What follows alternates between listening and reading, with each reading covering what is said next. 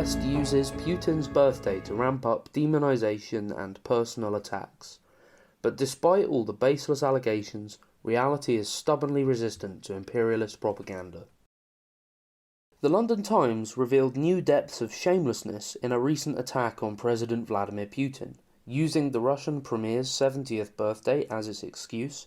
It neither offered a word of congratulation nor made any reference to Putin's undoubted achievements while in office.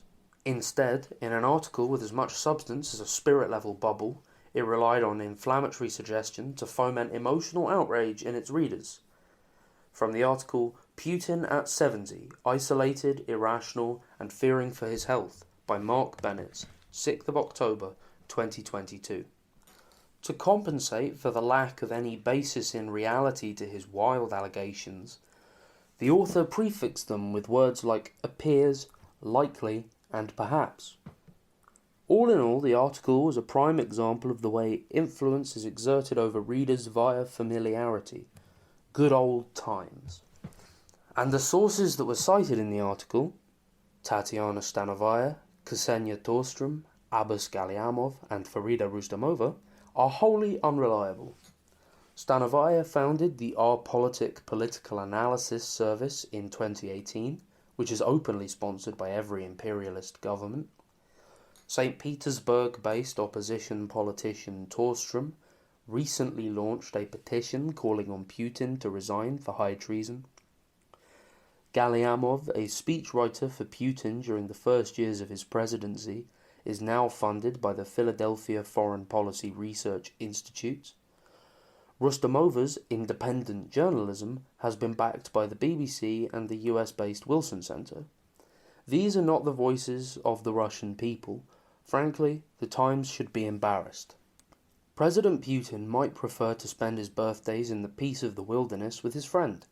Somehow, journalist Mark Bennett managed to turn even this simple statement into a personal attack. A leader on holiday.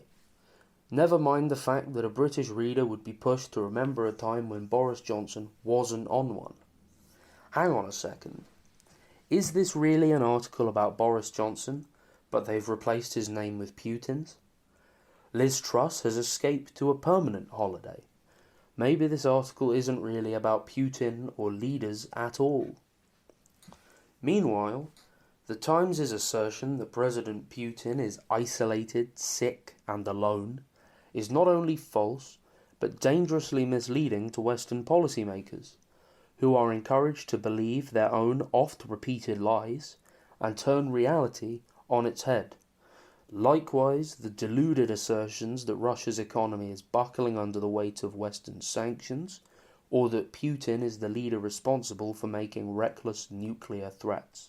Contrast the picture of Putin among a host of world leaders at the 6th Conference on Interaction and Confidence-Building Measures in Asia, or CICA, on the 12th of October, to the DVD extras-esque footage of Hollywood designers and camera crews using the most high-tech equipment to produce an image of their beleaguered puppet, Volodymyr Zelensky, to be digitally superimposed onto whichever background best suits the next West-created narrative.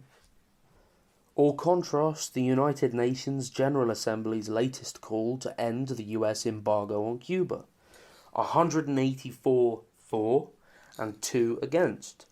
Who is it that really stands alone? As tensions rise over the energy crisis, which is bringing angry workers together on city streets across Europe, 70 birthday candles might be seen as a warm reprieve to those about to be bitten by a cold winter in the West.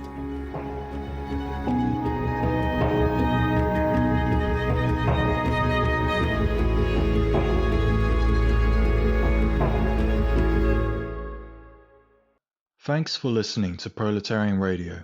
We aim to bring you the best Marxist analysis on current affairs, revolutionary history, and theory. Do like, comment, subscribe, and share our content to help us reach the widest possible audience. We are a small organization with limited resources, and we need worker support if we are to grow and fulfill our mission.